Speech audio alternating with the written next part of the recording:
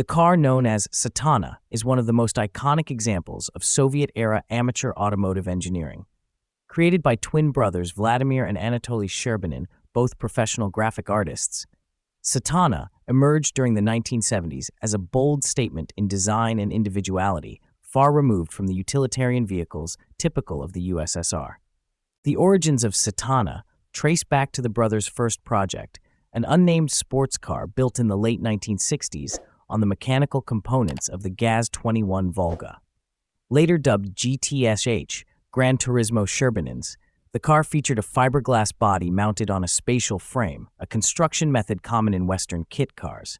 It could even accommodate various engine layouts, including front and mid-mounted configurations, showcasing exceptional engineering flexibility. Building on the GTSH's platform, the Shcherbinins designed Satana, a more refined coupe with improved aerodynamics and aesthetics inspired by Italian design houses such as Bertone and Pininfarina.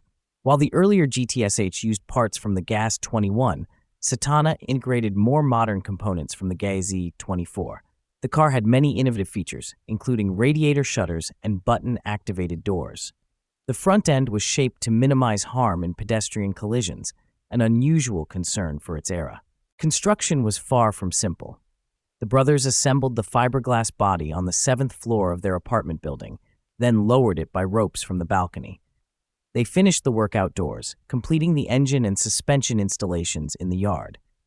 The vehicle's aggressive name, Satana, stood in contrast to its thoughtful design.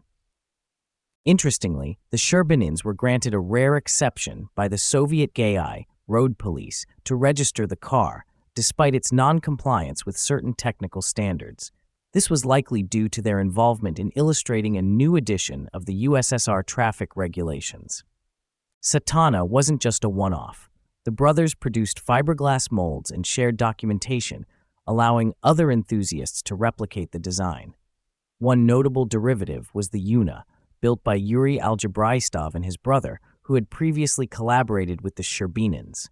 Though never mass-produced, about a dozen Satana-based cars were created, a testament to the Soviet do-it-yourself car culture. Some examples survived and occasionally appear at classic car exhibitions. Today, Satana remains a powerful symbol of creativity and determination during an era of industrial limitations. Its story blends art, engineering, and rebellion, an extraordinary chapter in the history of Soviet motoring.